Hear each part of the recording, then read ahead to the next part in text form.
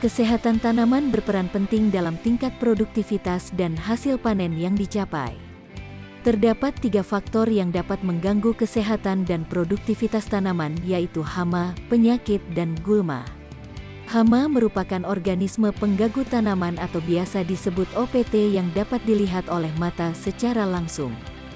Contohnya adalah tikus, ulat, dan siput. Hama menyebabkan kerusakan pada tanaman dengan memakan bagian tanaman dan menjadi vektor bagi penyakit tanaman. Contohnya adalah hama kutu kebul yang dapat menjadi vektor penyebaran penyakit virus Gemini pada tanaman cabai. Penyakit disebabkan OPT yang tidak dapat terlihat, hanya gejalanya saja yang dapat diamati secara langsung. Penyebab penyakit tanaman diantaranya adalah jamur, virus, dan bakteri.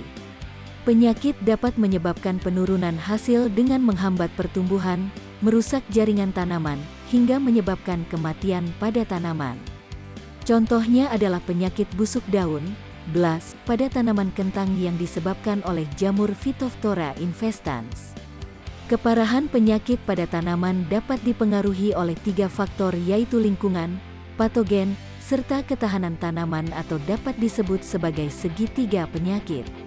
Jika salah satu dari ketiga faktor tersebut dapat dikendalikan dengan baik, resiko terjadinya penyakit dapat berkurang. Gulma merupakan tumbuhan yang tumbuh di tempat yang tidak diinginkan oleh petani.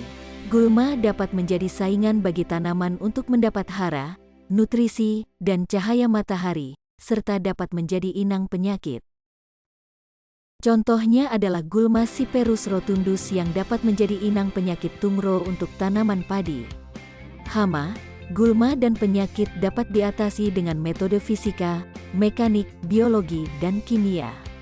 Pengendalian fisika dengan mengubah kondisi fisik lingkungan sehingga tidak sesuai dengan syarat hidup hama, penyakit, dan gulma.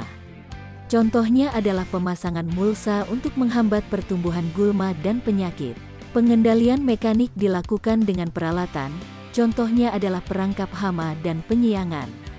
Pengendalian biologi dilakukan dengan menjaga populasi musuh alami dan menggunakan benih tanaman tahan penyakit. Pengendalian kimia merupakan cara pengendalian penting untuk melindungi tanaman dari serangan OPT.